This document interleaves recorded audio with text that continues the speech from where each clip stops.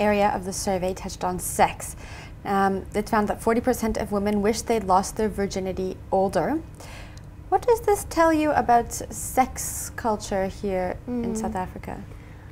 I think it's, one of the things we often talk about when we're talking about making sex safer for women is things like condom negotiation and an actual negotiation. So you're with someone, you decide you want to sleep with them, but how do you go about making sure that that's a place that you're able to talk about? It's not just this physical thing that happens without any discussion or negotiation or thought process, because yes, you can get caught up in the moment, but also there's a need for our sex education to target things like being able to talk during the sexual activity, but not only assuming a no as a yes, but actually being able to say, yes, I would really like to have sex with you now, or I'm not sure, do you mind if you don't do that, I really like that. So I think sexual negotiation is something we don't really talk about. We don't get to I definitely didn't talk about it myself at school. I was only much later when I was getting interested in having sex that I started talking to my friends about it.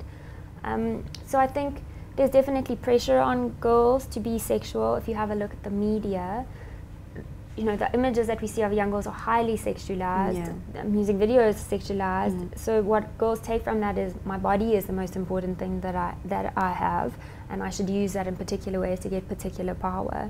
And so sex is often one of those ways that girls transact with an unequal situation. It's really sad though, but I also think, so people felt that they should have lost their virginity later. That's also hindsight. We get older, we get mature, we think, oh, that wasn't necessarily the best decision. Obviously, an instance where it's a violent or an unwanted sexual encounter is completely different from deciding that, I should maybe have chosen someone better. That wasn't the best decision I could have made. And those are normal feelings to have, I think. Now, on that note, what kind of messages should we be teaching our daughters about sex without being sex negative?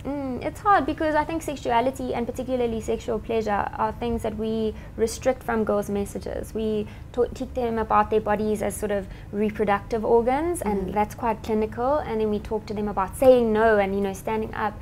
And so we don't get this dialogue of how do you feel about your own body? What does masturbation and sex with yourself feel like? How do you know what you want in sex? So I feel like those messages, and talking to girls about, how to put on a condom, how to wear your own condom, what are the contraceptive options you have, what things might you like to do in the bedroom, what things feel safe.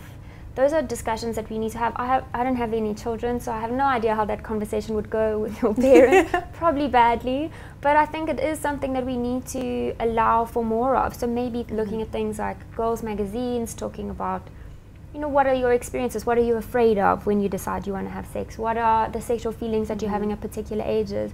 And definitely exploring more. One of the other things I noticed in the survey was about the high levels of people who felt that they were completely heterosexual versus bisexual or lesbian. And so are we allowing for girls to have that as an option? So not feeling like, this is heteronormative. If I don't feel like I'm attracted to boys, there's something wrong with me. What discussions are we having that are allowing them to think about, maybe I'm bisexual, maybe I'm gay, maybe I'm lesbian, maybe I'm asexual, maybe I'm not really sure and I would like to explore those things. And that those are all positive rather than negative and scary things. I think sex negativity is even more dangerous for girls than I suppose it's dangerous for everyone, because the more girls feel like sex is something they're not allowed to talk about, the less they're going to ask questions, and the more scary those experiences are going to be. Well, that reminded me of, we were hearing a lot of stories from teenage girls saying that they didn't want to go and get contraceptive, an oral contraceptive or condoms from the clinics, because they felt that the nurses would say, well, actually you shouldn't be having sex, and would almost, I don't want to say, but discourage them. Yeah. Well, it was quite complicated for a while, because we have legislation that says children are allowed to access that type of contraception and reproductive health care. And then the Sexual Offences Act criminalized sexual activity, consensual sexual activity between people of 12 and 15. And recently that was repealed. So the healthcare workers were in a very difficult spot, right? Because they were told that everybody has the right to health, but they were also told, if these children are having sex, I should be reporting them to their parents, or possibly they, if it felt unsafe, to the police. So I understand that for healthcare workers that must have been very difficult, and I don't think, any law is going to change people's general perceptions about when children should be having sex, but it's completely unacceptable that they were denied treatment. And, I also, going to the clinic for the first time is an awkward experience. I can think of the first time I went, and you feel embarrassed because you don't really know what questions to ask, and you don't even know what you're not asking. So that's why I think sex education and talking about sexual pleasure and sexual desire is so important for girls, so that you feel like, I'm going in here, I have this right, and I know what I want to do after this. Making sure they know what they're doing. Yeah.